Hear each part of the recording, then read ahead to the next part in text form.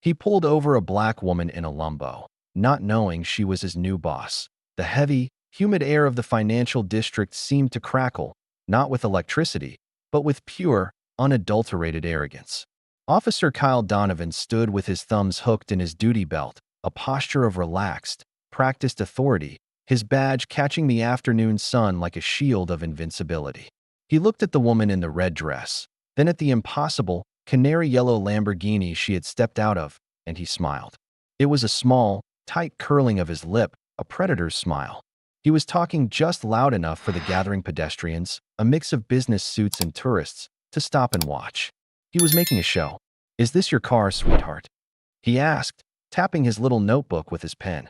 "Or did your boyfriend lend it to you for the afternoon? You know, we've had a lot of imports like this borrowed from the private garages up in the Heights." He wasn't just asking. He was accusing. He was painting a picture for his audience. Evelyn Reed stood with her arms crossed, the red wool of her dress a stark, defiant slash of color against the gray cityscape and his own navy blue uniform. She said nothing. She just let him talk, let him dig his own grave, her eyes as cold and hard as the asphalt. "Ma'am, I asked you a question," he said, his voice hardening, the friendly cop facade slipping. "We're going to have to take this downtown, run the VIN, see who it really belongs to. Unless," he added, leaning in, "you want to be cooperative." His meaning was clear, a disgusting, unspoken offer. Evelyn's expression didn't change. She didn't know that Donovan had 14 complaints for racial profiling and 9 for excessive force, all of them unfounded. She didn't know he was the most corrupt officer in his precinct. Oh wait, she knew exactly that. What he didn't know was that the woman he was trying to shake down was Dr. Evelyn Reed, the new, unannounced, undercover police commissioner, and he was failing her tests spectacularly. Before we find out what this officer doesn't know, and watch his entire world crumble, let me know in the comments. Have you ever been profiled or judged by someone who had no idea who you were? Hit that subscribe button and give this video a thumbs up if you are ready to see this racist cop get trapped in his own game. Now, let's rewind 48 hours and see how this trap was set. Dr. Evelyn Reed was not a cop. She was a weapon. With a PhD in criminology from Yale and a JD from Harvard, she had spent a decade as a ruthless, brilliant corporate litigator in New York.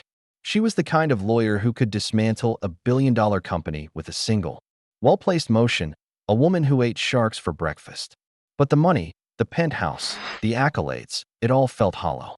She was a product of the inner city, a place where procedure was just a word cops used to excuse brutality, where justice was a word you saw on the side of a building, not inside of it.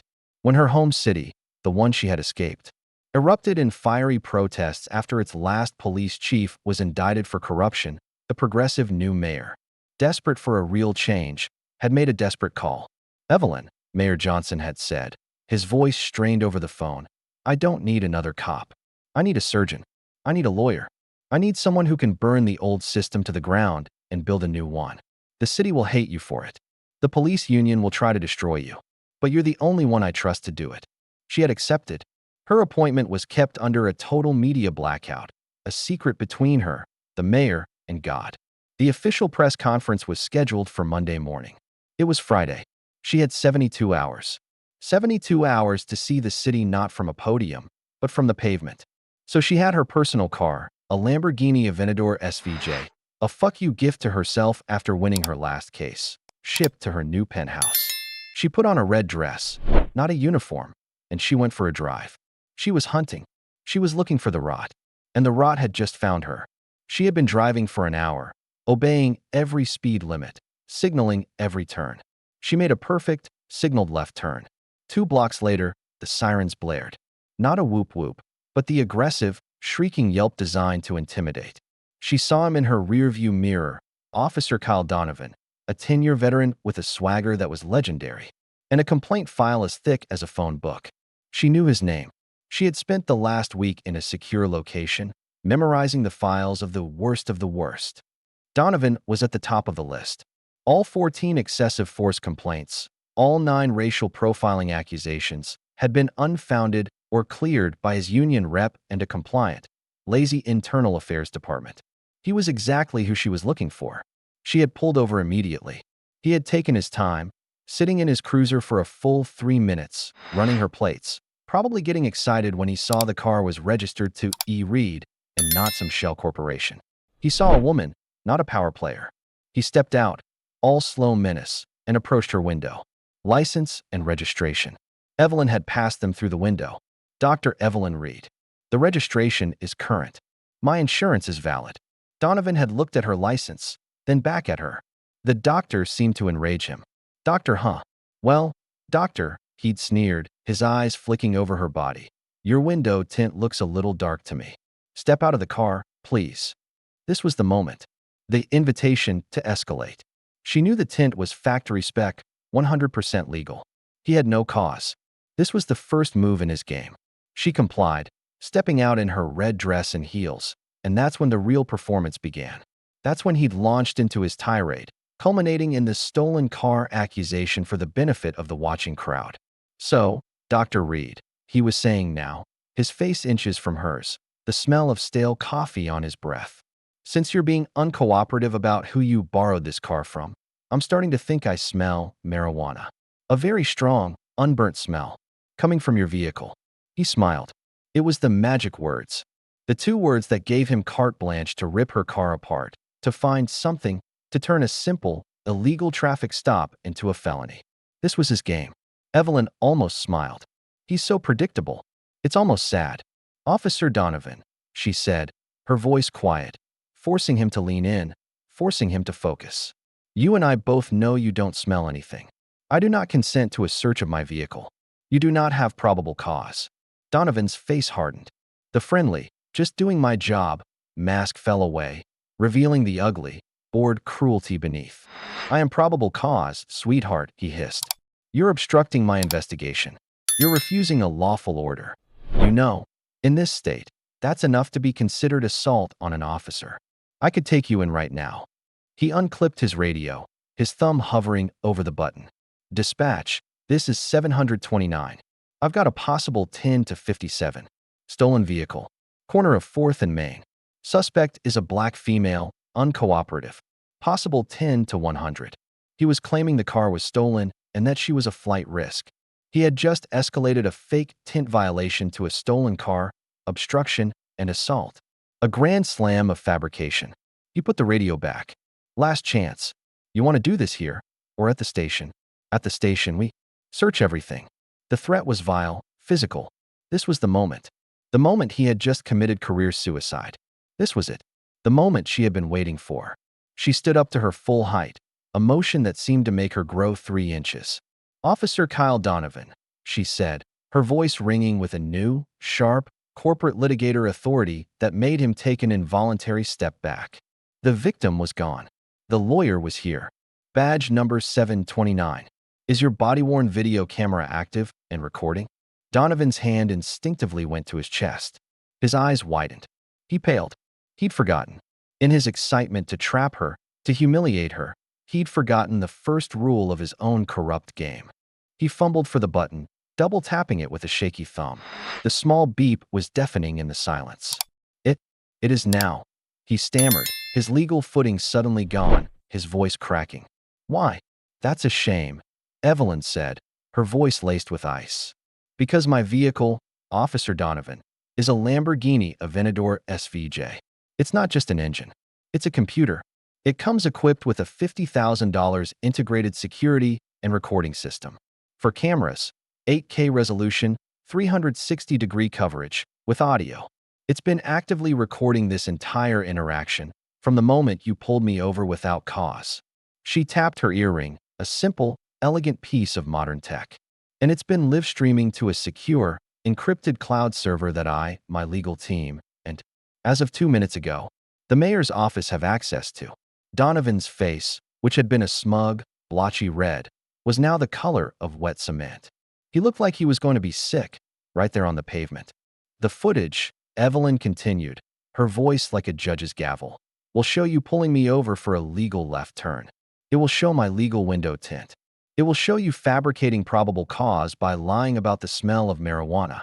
And most importantly, it will show you failing to activate your body cam until after you made your illegal demand and threatened my person. That, officer, is a violation of Penal Code 14.8a, falsifying a police report. It's a violation of the Fourth Amendment. And it's a direct violation of Internal Policy 301.4, subsection B. It's a gross dereliction of duty. It's a firing offense. You just played your game, officer, and you lost. The wail of a new siren grew closer, not the aggressive yelp Donovan had used, but a standard, steady wail. The backup, a black and white cruiser pulled up, and an older, overweight sergeant stepped out. Sergeant Riley, another name from her files. A 20-year veteran. A go-along-to-get-along cop. A man who signed off on all of Donovan's unfounded complaints. He was the gatekeeper. He was the rot's protector. What do you think? Did Officer Donovan just end his own career? Or is his sergeant about to cover for him and make things even worse? Type 1 in the comments if you think Donovan is finished. Type 2 if you think the sergeant will try to bury this. Like this video if you love seeing a bully's plan backfire. Sergeant Riley lumbered over, his eyes taking in the scene with a tired expression. The neon yellow Lambo, the angry-looking Donovan, the beautiful woman in the red dress. Donovan, what's all this? He grunted. You're holding up traffic on a Friday. You got a stolen car here, or what? Sarge, Donovan stammered, his voice desperate. Sarge, this woman, she's refusing. She's threatening me. She's Dr. Evelyn Reed. Evelyn said, her voice cutting through the air like a scalpel, making both men flinch. Riley stopped. He looked at her, really looked at her, for the first time. The expensive dress, the confidence, the way she spoke. The name pinged in his brain, but he couldn't place it. Dr. Reed? Like a professor? You need to let my officer do his job, ma'am. No, Sergeant, Evelyn said, taking a step toward him. Like Commissioner Reed, the new CP. My appointment is effective as of 0800 this morning. There was a perfect, crystalline silence. The traffic noise seemed to fade away. The pedestrians who were filming now held their phones up higher, sensing the climax. Donovan just froze. His mouth hung open, a small, choked sound escaping. No, that's bullshit. She's lying, Sarge. The commissioner is. They didn't announce it. The mayor wanted a fresh perspective, Evelyn said, finally uncrossing her arms. She pulled out her phone. He wanted someone who understands how the rot sets in, how it festers. She hit a number on speed dial. Mayor Johnson, please. This is Commissioner Reed. She put it on speaker, the volume high. A voice, crisp and powerful, came through instantly. Evelyn, how's the first day? Find any rot yet? Evelyn Reed locked eyes with Kyle Donovan, a man who, 30 seconds ago, held all the power and now held none. I found a cancerous tumor, sir, she said, her voice echoing off the buildings. Officer Kyle Donovan, badge 729. And I'm afraid his partner, Sergeant Riley, is looking a little green around the gills. I'll need a full team from internal affairs at my location. Immediately, Donovan started babbling, a pathetic, broken sound, his hands visibly shaking. Ma'am, Commissioner, I didn't know. I was following procedure. It's a high-crime area, the car. I was just. No, officer, Evelyn said, stepping toward him, forcing him to step back, his authority stripped away layer by layer. You were profiling. You were salivating. You saw a black woman in a car you didn't think she deserved, and you decided to ruin her day. You played your game of fabricating probable cause, of intimidation, of threats. You just didn't know I wrote the new rulebook you were trying to break. As of Monday, failure to activate body cam is no longer a warning, officer. It's an automatic termination. Sergeant Riley, realizing his own pension, his own career, was now on the line, turned on his partner instantly, his face purple. Donovan, give me your badge. Your sidearm. Now. You're suspended, effective immediately, pending investigation. Donovan looked at his sergeant, his eyes wide with betrayal. Sarge, you can't. You always. Now, Donovan. Riley roared, his own panic making him vicious. Donovan, his hands shaking so violently he could barely unclip it, handed over his badge. He was speechless. He was ruined. The game was over. But Evelyn wasn't finished. She nodded to Riley, her face unreadable. Good. That's a start, Sergeant. But we're not done. She walked over to the man, now just Kyle Donovan, a sweaty, terrified man in a blue costume. Your little game. Lying about probable cause. Threatening suspects. You're very good at it. Too good. It feels practiced. I've read your file, Kyle. All 14 of those unfounded complaints. I'm reopening all of them. Every single one. She turned to Sergeant Riley, whose face was now as pale as Donovan's. And you, Sergeant, you signed off on every single one of those unfounded reports. You were his protector. You were his game partner. You were the rot that let him fester. So when I said I want a team from IA, I don't mean your IA. I don't mean the buddies you play golf with. She smiled, a cold, terrifying sight. I mean the team I am flying in from the Department of Justice in D.C. They land in 2 hours. Riley started to stammer. Commissioner, I follow procedure. This isn't just a traffic stop, Evelyn said, walking back to her car. This is an audit. A top-to-bottom investigation of your entire precinct. Officer Donovan wasn't a bad apple. He was a symptom of the disease. And I, she said, opening the butterfly door to her Lamborghini, am the cure. The car roared to life, a beautiful, angry sound. My game is just beginning, and I never lose. She looked at Riley, a man who now saw his entire life flashing before his eyes. You have 2 hours to get your house in order, Sergeant. I suggest you start talking, because the first one who talks gets a deal. And Officer Donovan, he looks like he's about to crack. What is Sergeant Riley going to do? Will he flip on his entire precinct to save himself? And what happens when the most corrupt police union in the country goes to war with a woman who has nothing to lose? Subscribe, because you do not want to miss part 2.